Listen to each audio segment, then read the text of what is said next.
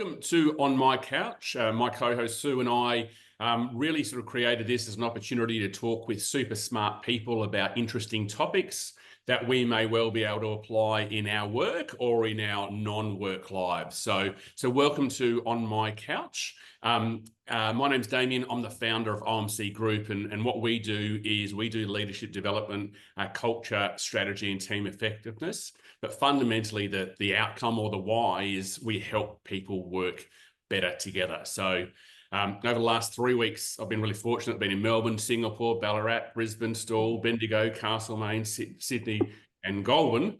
So I'm very pleased to be sitting here at home on our couch talking to Sue and to Tiff, who we'll introduce in a minute. So, Sue, what's been your schedule? Have you had a hectic schedule since we were last together? Well, actually, no, probably not. As you mentioned, you came to Sydney, and I'm Sydney based. So my last few weeks have been restocking the fridge after you've left, staying overnight. So yeah, I've been quite busy. Been to a well-known retailer that's first name starts with a D and second name starts with an M. Quite a few times, but at any rate, yeah. Dan Murphy's, Tiff. Yes. Oh, right. Yeah. So for a non-drinker, that's I had to work that one out. Yes.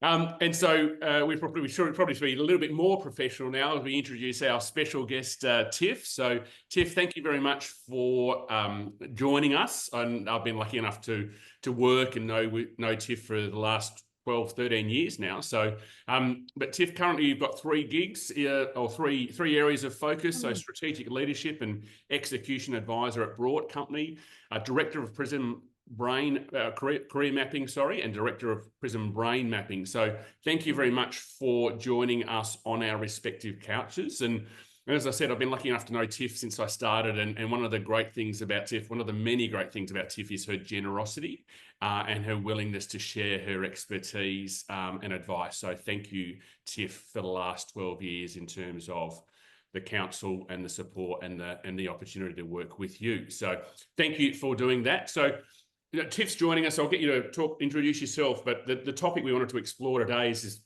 as we do on My Couch, we spend a lot of time talking about leadership and capability and people and performance. Here we're going to look at that and introduce the topic of AI and see how AI is influencing, changing, and where the opportunities are. And Tiff, I know you've, to use that wonderful term, you've done a great, pivot in terms of, moving into the AI world. So maybe what I'd love you to do is maybe just before we get into the topic, tell us your story in terms of, career and consulting, PRISM brain mapping. Yeah, wow. It's a really good question. If I think about, I was thinking about this a little bit earlier, and I was thinking, gosh, if you ask me this question about my career, where do I begin? And I think back to my very first job as an 11-year-old doing the paper route at 5 o'clock in the morning, and the reason why I actually say that is because I think what was really interesting at that time, and there's no paper rounds anymore. I don't even hear the car. Then it evolved to actually people throwing it out of the car window to people's houses and all that sort of stuff. But it was really funny. I was 11 and I wanted to earn some money. And so what else can an 11-year-old do? So there was always a sign in the newsagent window about doing a paper route. Anyway, so I went in and asked them. They just said, no, girls don't do this. We don't have girls that actually do this. So because I used to get off the tram and I used to go in every day and say, you sure you don't need me to work? Anyway, so it finally relented because I was annoying probably and gave me the job. Anyway, but gave me half a round. Didn't even give me a full round because a girl couldn't do a full round, right? So anyway, so I started doing that. And every week I used to win the Mars bar or the Milky Way because I was the one that never made errors. And before long, I had a full round, but I was also actually training the other paper boys to actually do their job. So that's probably, when I think about it, I mean, there was so much learning in that just in terms of being able to actually, have some of those difficult conversations, have a bit of agency about self and look for some of those opportunities, but also to understand how systems work. And I think that's pretty much been the basis of my career, about just being really curious about why do people do what they do? How do we actually work together more effectively? And I've kind of built a career out of that. So I moved into employee relations at ANZ Bank. That was probably my first real corporate role. And then I was transferred very quickly up to Queensland to be a strategic HR advisor. We did the first HR employee call centre, transformation when they sort of moved into having call centres. So I think in terms of my career, I've been really lucky in terms of how tech has kind of changed and evolved over that period of time. And to be honest, I actually don't have a tech background. I just have a very strong curiosity around people and why do people do what they do. And after that, they then moved me back and I took a quality manager role, so which was really interesting in terms of being able to actually understand systems and how processes and all those sorts of things actually work together. And then since those early days, I guess I've been just really lucky in terms of always been involved in kind of eclectic learning type situations, whether it's systems psychodynamics, whether it's Tavistock stuff or, whatever it may be. And then when I was doing my Masters of Applied Science, I became really curious about the brain. And again, tech actually evolved that in terms of us being able to actually understand how the brain actually functions.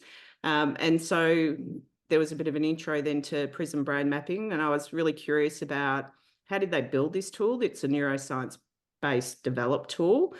So I went overseas and I did the certification. I wasn't necessarily intending on using it in my business. I was just more curious about how they actually developed it. But when I actually looked at my map, I thought, God, I could do anything I want in the world. And I thought, if that's the experience I had from looking at my own map, how could that be really empowering to other people? So, and particularly my clients. So very quickly, I introduced it to my clients. And then Damien, you were one of the first cabs off the rank in terms of Really? I think you were probably maybe the second cohort, that actually went through. Second cohort, but favourite. Is that what you said? Is this being recorded? Is anyone else? Being recorded, yes. Yeah. No, everyone's my favourite.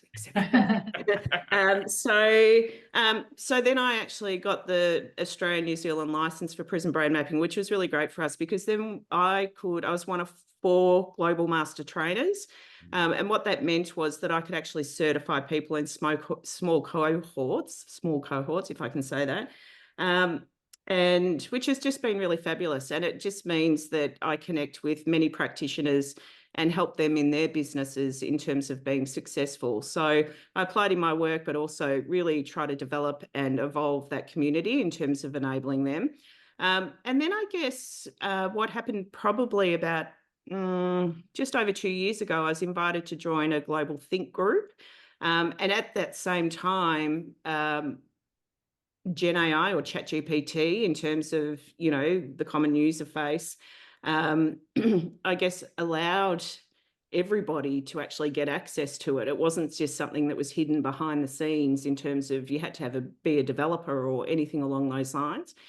So that think group really quickly moved in terms of understanding what does this actually mean for us and for our future.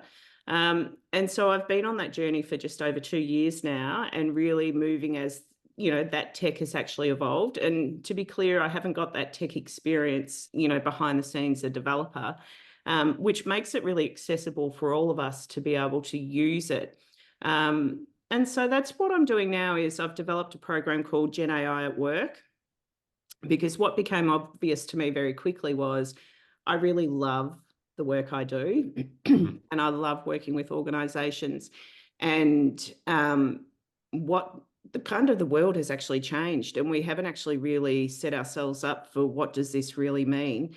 And because I love the work I do and because I want to have organisations to work with, I developed it as a competency-based program in the first instance, but again, then started to really become clear that this is really about a cultural transformation. It's a global transformation. Excuse me, losing my voice today, but it's a global transformation. So we've baked it in, that competency-based program, into a organisational transformation program. So we have some clients that are now on that journey and just seeing really the differences and, you know, nuances in organisations. One I worked with this week that has difficulty with silos and really people and departments staying in their own lane. So it's a really good opportunity to actually get them to collaborate across those departments. And we're seeing huge immediate changes. I mean, we can track ROI. The other thing about AI is, if we think about it, for me, it's about ROI and what it can actually do moving forward. So that was a lot, but that's kind of my great, really comprehensive. So did you want to ask Tiff a question? Yeah, I mean, obviously that's your career journey is quite is. I think you started off with, you've used the word curiosity a lot, and obviously that comes through loud and clear. The other thing that I have to admire, and I'll ask my question, is the confidence of an 11-year-old to go into to a news age, well, to get a job, full stop. But you make that comparison to perhaps potentially today's 11-year-olds, and I'd be interested to get your insight into the generational shift as well, because obviously that's part of AI in a way. It is a generational shift too. But yeah, well done on the confidence for an 11-year-old. That's absolutely to be admired. So as I say, the question really, as I suppose, is what's the out of all of that, what's the one part or element that you're sort of most proud of, that you can go, actually, I'm really, that's got the Tiff stamp on it, and that's the thing that I use as my anchor point to go, yes, haven't lost that curiosity and I haven't lost that confidence. Yeah, that's a really good question. Gosh, there's so many things that I'm actually proud of. However, I think the thing that I'm currently just about to submit my PhD, so I've been doing a lot of reflective work of late. But I think the thing that I'm actually most proud of is taking risks. So I have always been an incredibly curious person, and look, some of the risks actually don't come off. That's part and parcel with it. But I think the risks that I actually do take is not so much about me, it's more about the people that I actually add value to. And I think I have a responsibility for almost trying to actually determine where the ball's going to land. So how do we actually look at and beyond systemically around how the world is actually changing? And it's really easy to actually do. And I think, Sue, it taps into that curiosity. You know, I love talking to people. I love actually hearing what are some of the nuances that they're experiencing. And and it's not like I'm drilling people for those, what's the problem? How do we fix it? All that sort of thing.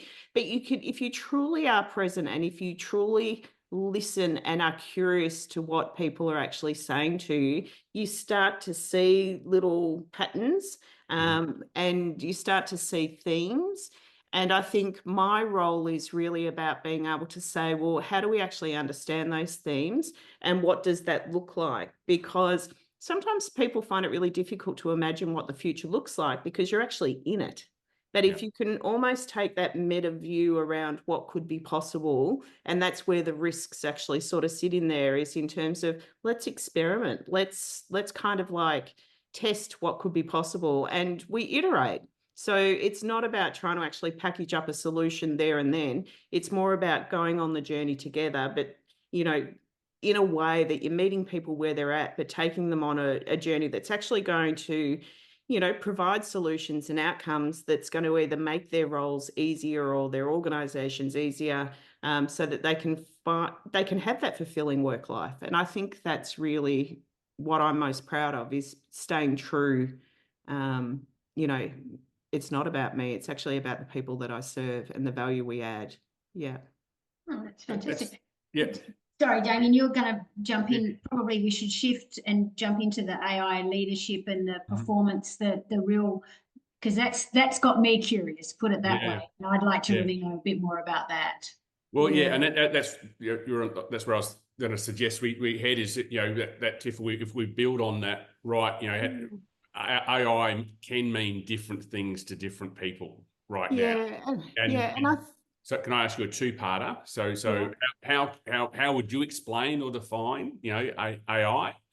And then the second question, what I've heard you, a couple of conversations with me, you talk about this is going to be the biggest change that we experience in our workplace. So, and our work lives. So one, what is it? And then why is it going to have such a massive change from your perspective?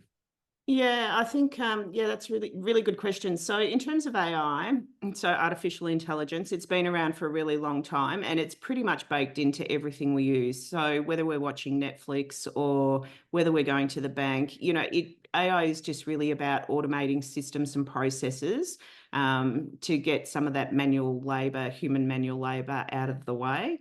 Mm-hmm. And I think the difference, so AI is kind of like really big, but I think what we're more focused on in terms of, the work that I actually do is looking at generative AI, which is really about when they open the doors for every person to be able to actually access this, it changed the game in terms of how we can automate our own roles or different things. So an example could be with ChatGPT. So most people will either go on and just use that user face and just ask a question. And most people are like, oh yeah, it was helpful, it was a bit random, whatever it may be. So that's where the competency actually sits into it, is being able to actually understand what is possible with Gen AI. And I predominantly use ChatGPT because I think it's the most effective. And then it's about being able to say, I'm not sure if it's actually helping me to be more productive, which is really what Gen AI is positioned to be. It's, positioned to actually provide those efficiencies and be more productive. I try to actually flip the script a little bit. So most of the marketing says, this is about augmenting people. It's actually not about augmenting people. It's about enabling people to lead the way. So let AI actually do the work while people actually lead the way. So for me, it's about powered by people. And we've always got to hold it in that context, because otherwise we're giving away our agency as people, really. So there's a couple of things. You could be a user of the system, like the Netflix, the banking, all the things that have already been baked in. I mean, it's baked into all of our apps, it's baked into Zoom, all these different things. So we are going to be users of the system in terms of being recipients of it. But also too, there's something about taking leadership with the system. And I think that's what something like ChatGPT, for example, allows us to do in terms of being able to take up more of that strategic role. So I was working with someone this week, they're an OD lead, and they love OD. They love actually working with people and developing teams and strategies and, all of those sorts of things. But 80% of their work is actually administration. And it's like, why did I sign up for this? Yeah. So the thing that I actually love around that possibility is about being able to say, well, if I could actually get some of that Gen AI or some of the AI to actually do that hard lifting, how does that actually free me up to do what I love? And I think more systemically, I think it's also about starting to think about, what does it mean in terms of the future, in terms of how we work? So Sue, even with the 11-year-old today, as to, I wasn't 11 that long ago, maybe a little while ago, but, and I just think there's those components. I mean, even things like, are we going to be knowledge workers anymore? I don't think so. Maybe we're going to be judgment workers, because if we're actually allowing them to actually, the AI to actually do the work, that allows and frees us up to do that meta thinking, to be more strategic. So if I think about, is this going to be the most significant change that I'll ever experience in my life? The answer is definitely yes, because it's changed, it's happening. We've just got to kind of get with the program a little bit quicker. But I also think that, so what does that mean? It means jobs are significantly going to change. I mean, it knows every role, and every role can actually have AI baked into it. So if I think about what are the three things that we actually really need to focus on going forward, is really being able to understand who we are as individuals, how we actually interact with others. And the third thing is having that Gen AI business literacy. So if I think about the three things that we really need to focus on, And it's in that order. I really need to understand who I am, how I actually impact on myself, how I actually impact on others. Then I can actually open up the invitation to understanding what is the dynamic we create in terms of working together, living together, doing all of those different things. They are really going to be our two most precious resources. And then the third piece is around being able to have that literacy, that new business literacy around how we actually use Gen AI in order to create some of those efficiencies. So as I was saying before, and I've probably gone on a little bit of a roundabout bend, but, you know, for me, most people will actually go on and just sort of try and go, yeah, it's not so great. But once we actually learn how to actually use it more effectively, we can start creating what's called a GPT, which is a generative pre-trained transformer, and we can almost program them or train them to actually work in particular ways. So if I've got tasks that I do, deliverables that I do that are very repeatable, it could take me 30 minutes to build a GPT that could actually do that task. Whereas if I was doing it manually, it might take me a day or it might take me 2 days to actually do. So most of the time, once you understand how to actually use it, it's quicker to actually build a GPT to do the task than it is to actually do the task in the first place. Cool. And so what that means in terms of, do you want me to do a bit of a demo of what a GPT? Because Sure. We've never, this is history making for us, Tiff. We've never actually shared screen on my account. Yeah. So you can see here, I've got lots of different libraries. These are all GPTs. And let's go down to, let's go have a look at one in terms of a role as an example. So I just call these agents, they're GPTs. Actually, we might have a look at this one here. So this one, for example, so this is a GPT. So it's not just going in and doing a chat, it's already set up. I basically just need to give it information and then it will produce what I need it to produce. So say for example, this one's about being able to actually develop what we call an AI role plan, which is a bit of a blueprint to think about what are some of the things that I can create or create some efficiencies in my role. So I've developed it as a helper for people. So say for example, I am a Gen AI at work facilitator, and I help organizations with AI transformations to achieve efficiencies. Let's just do that. It's a bit broad. The more context we give it, context is king as always in life, but even more so here. So what it's going to do, it's going to say, you know, this is what I think your role's about. And then what this one does is it actually creates a table, and across the top, these would be generally the 8 things that I would be responsible for in that role. And with each of those, it actually gives me 8 deliverables that I need to achieve. So what that then means is I could go look through this and go, yeah, most of that's there. You know, I might need to manipulate it a bit, but pretty much this is, you know, probably 80% of what my role actually looks like. I mean, I actually do have ROI reports, dashboards that our people actually can see those immediate results. So if, for example, let's just take one of these. What do I want to work on first? So this one here, I'm just taking that. And now what it's going to do is it's going to tell me what are some of the things that are actually involved in that role. And this is going back to my quality days, right? So yes, I want to create an SOP. So SOP, standard operating procedure. So it's helping me reduce some of my cognitive load of me trying to actually articulate. And I have to really think, you know, in order to do this, how do I step out that process? What are the things that I need to add? So it's doing some of that grunt work where I just really need to now come in and say, okay, well, yep, that's probably what I need to do first. These would be the actions I need to take. So it gives me that SOP. Then what it's going to do is it's actually going to go through a process of saying, well, would you actually like to see how AI could speed it up? So if you were to automate some of these processes, what would that look like?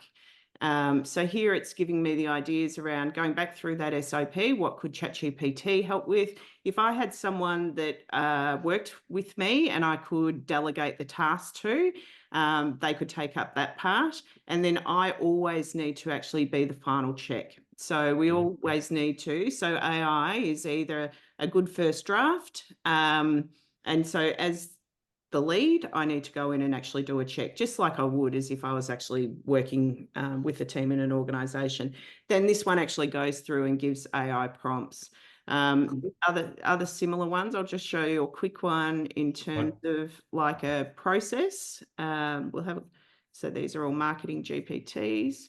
And these literally take about 30 minutes to make once you've actually done it. So this is an example of if I was to, I sell corporate sponsorship to CEOs to raise money for homeless people. So again, this is a GPT that I've trained behind the scenes again. And what I've done is these would be a repeatable task. So if I was literally running a business where I went across and I was selling corporate sponsorships to CEOs, and I didn't know really how to pitch that, I needed to do some marketing, I'd go across to a marketing agency. And what they would do is they would take a brief. They would then look at, you know, what are the dreams? What are the failures of a CEO? What are the things that they're going to be concerned with? So they're going to start to actually create an avatar, which would cost quite a lot of money to actually do, by the way. And then here, they would then hand it over to someone within the team that creates a bit of a story or a pitch around who you are as an organisation. And it creates, you know, this is working off the story brand piece, recognising the problem that they have, meeting me as the guide who gives them a plan, who calls them to action. But what this all does, it starts to create a really strong avatar where I'm now going to hand it over to a copywriter in that marketing agent. And what I'm going to do is I'm going to say, I want 2 emails over 2 weeks. And what it will do, it will actually produce those emails that I can actually either manipulate but it gives me a really good first base to actually start going through. Is that helpful to kind of That's see? great. That's great. What is possible? So that's very, very good for life ed. And also for people's stories in Victoria. That's right, exactly. Yeah, and as an example, I have my daughter-in-law, she's a nurse and she went for a promotion at work. So she applied for the role. And what I did was I created her a GPT that she could use on the phone. So she could actually have a conversation with it. So we created a simulator as if it was the recruiter or the manager who was actually going to be, and she went through and practiced. So it would ask her questions, she would respond. So it was having a conversation with it on the phone. So I'm speaking it out loud rather than just writing lots of notes about how I'd have this conversation. And then it would actually pause and say, okay, would you like some feedback? And it told her what she did well, what she didn't, and she got the job. And which was good news. But for me, it was just about how accessible. I mean, so from a learning and development for kids, for tutoring, it's endless, the possibility. Yeah. So did you want to? I'm just in awe of what I've just seen. It's just amazing. And I think that what you've demonstrated is that it's, yes, you do have to practice. And I think that's the other thing is you've actually got to be part of this. You know, I think you said it's going to change, you know, the way everyone works. And you're right. And there's probably that resistance because everyone's heard the big bad stories about the person that did the document with the legal cases in that weren't real and all of those sorts of things. So I think it's one of those ones that goes to that curiosity piece again. You've just got to give it a try and as you also said, experiment and test. But what I loved about them most is that at the end of the day, we're still important, right? It doesn't work without us as individuals and us as humans. And I think people are worried, oh, will I lose my job or, you know, whatever. But that's never going to be the case. You're just going to be better at doing what you do and better at doing what you love. Yeah.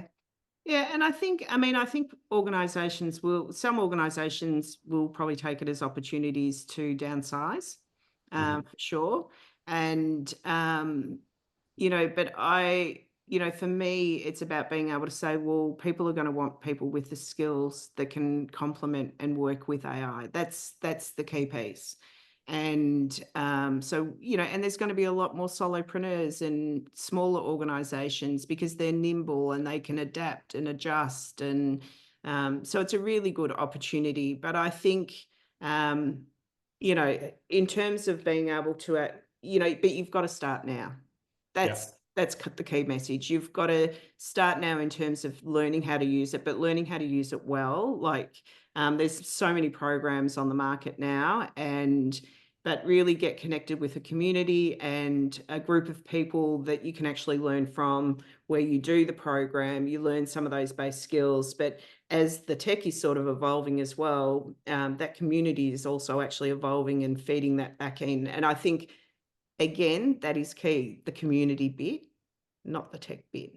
So maybe we build on that. I mean, you did this journey over the last two years, so it's been relatively, recent for you in terms of your broader career. So what's been your experience in terms of what have you loved about, this transition to AI, and then, what's been the biggest learning?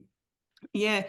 Okay. So the thing that I've loved the most is that I can use it. And I think, so for someone who really struggles with Word, and I've currently got a template that I can't get rid of when I open up a new document. So it's not about the tech skills, it's about communication skills. It's, so really when you're having a conversation or creating those GPTs, like I told you, it's really about working through, how would I communicate this to someone? If I was giving them a task, how do I actually do it? So for me, it's about getting a bit more rigor around how we actually communicate and being able to share that information. So that's one of the exciting things. But the most thing that's really blown me away, I mean, we run the foundation program in 2 days, and people walk out creating a GPT like what I just showed you after those 2 days. So there's dopamine flying around the room because people feel really incredibly enabled. We've had one of the CPOs that came to one of the earlier programs. They currently take 2 weeks to write the first draft for the gender pay report. They built their GPT in that 2-day program, and it now takes them 4 hours to do that for that first draft. Yeah. So you kind of go, well, what does that mean? You've now got pretty much just under 2 weeks in terms of how you actually use that time. But also too, it's actually opened up the door. So we're doing one step further than a GPT. I'm working with a group about creating an AI integration that it would have been impossible to actually deliver on this and create this outcome without Gen AI.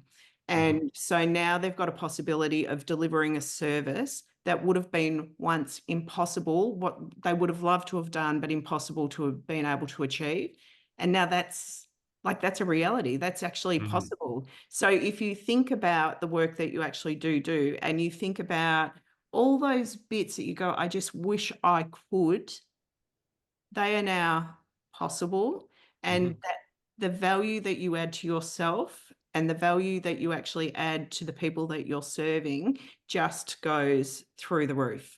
And I think that's what I've loved so much more about it. And yeah. One final question, and then I think Sue's going to ask a question as well. Also, what's been the biggest surprise? What's been the biggest surprise? Oh, a surprise.